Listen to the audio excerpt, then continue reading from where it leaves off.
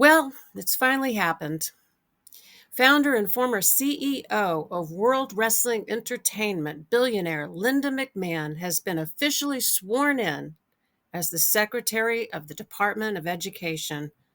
Her first official act was to publish a press release entitled, "Our Department's Final Mission."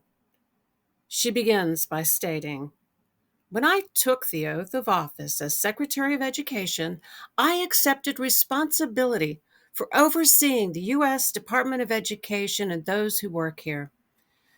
But most importantly, I took responsibility for supporting over 100 million American children and college students who are counting on their education to create opportunity and prepare them for a rewarding career."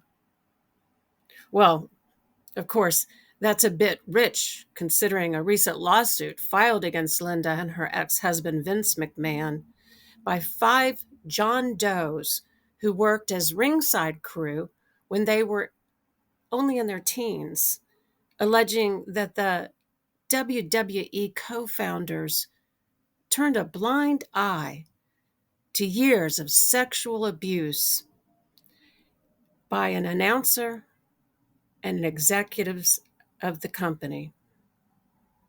Now, not surprisingly, the lawsuit was stayed in December after the election of Donald Trump for his second term as president. Linda, you see, was already under consideration as the next Secretary of the Department of Education. So, well, it seemed only logical to brush the lawsuit under the rug because she obviously was the appropriate person to take charge of the department that protects 100 million plus children.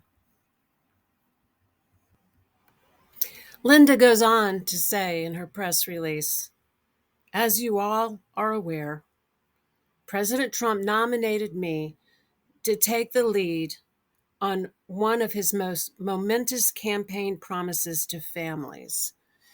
My vision is aligned with the president's to send education back to the states and empower all parents to choose an excellent education for their children.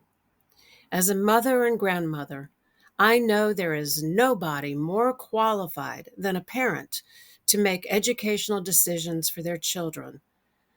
I also started my career studying to be a teacher and as a Connecticut Board of Education member and college trustee. I have long held that teaching is the most noble of professions. As a businesswoman, I know the power of education to prepare workers for fulfilling careers." Now, a bit of a clarification is needed here. See, Linda earned a degree in French in 1966, but she never earned an education degree. In fact, while she did serve on the Connecticut Board of Education, she served for about a year. She resigned a day after it was revealed that she'd lied about having an education degree. But returning to Linda McMahon's press release, she continues, "American education can be the greatest in the world. It ought not to be corrupted by political ideologies, special interests, and unjust discrimination. Parents, teachers, and students alike deserve better." Now, I got to agree with her on that, but Linda's definition of corruption by political ideologies is obviously different than mine. But she continues, "After President Trump's inauguration last month, he steadily signed a slate of executive orders to keep his promises, combating critical race theory, DEI, gender ideology, discrimination at admissions, promoting school choice for every child, and restoring patriotic education and civics." I imagine Trump knows a lot about civics. Okay, well, anyway, back to Linda. He has also been focusing on eliminating waste, red tape, and harmful programs in the federal government.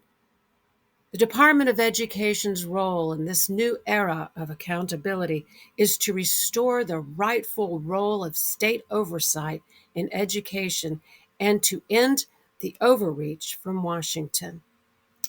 This restoration will profoundly impact staff, budgets, and agency operations here at the department. In coming months, we will partner with Congress and other federal agencies to determine the best path forward to fulfill the expectations of the President and the American people. We will eliminate unnecessary bureaucracy so that our colleges, K 12 schools, students, and teachers can innovate and thrive. Well, I don't think I need to read on. You can read it yourself if you can stomach further Trump propaganda. What Linda does not make clear is that the so called restoration of education back to the states will not simply impact staff budgets and agency operations at the department.